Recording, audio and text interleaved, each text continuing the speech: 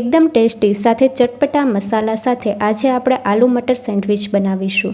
ખૂબ જ સહેલી છે. સૌથી પહેલાં સ્ટફિંગ તૈયાર કરી લઈશું. પેનમાં 1 ચમચી તેલ ઉમેરીએ, જીરું ઉમેરીએ, ઝીણું સુધારેલું મરચું ઉમેરીને સાતળી લઈશું. 2 મીડિયમ સાઇઝની ડુંગળી ઝીણી સુધારીને ઉમેરીએ. ટ્રાન્સપરન્ટ થાય ત્યાં સુધી થવા દીધી છે.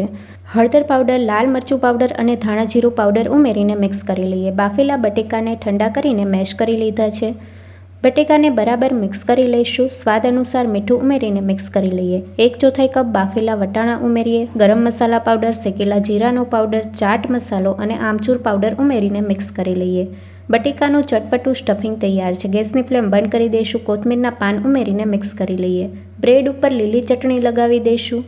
સેન્ડવિચ માટેની લીલી ચટણી અને લાલ ચટણીની રેસીપી જોતી હોય તો ફૂલ રેસીપી NY કિચન પર આપેલી છે. બ્રેડ ઉપર ચટણી વ્યવસ્થિત લગાવી દીધી છે. તમે ટોમેટો કેચઅપ પણ લગાવી શકો છો. હવે બટેકાનું સ્ટફિંગ ઉમેરીએ. આ રીતે બાકીની બધી બ્રેડ તૈયાર કરી લઈશું અને બ્રેડને શેકી લઈએ. તો અહીંયા બટરથી તવાને ગ્રીસ કરી લઈશું.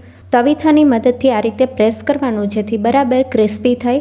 સાઈડ ચેન્જ કરી લઈશું અને બટરથી આ રીતે ગ્રીસ કરીને બીજી સાઈડથી પણ ક્રિસ્પી તૈયાર કરી લઈશું. બ્રેડ સેન્ડવિચ તૈયાર છે.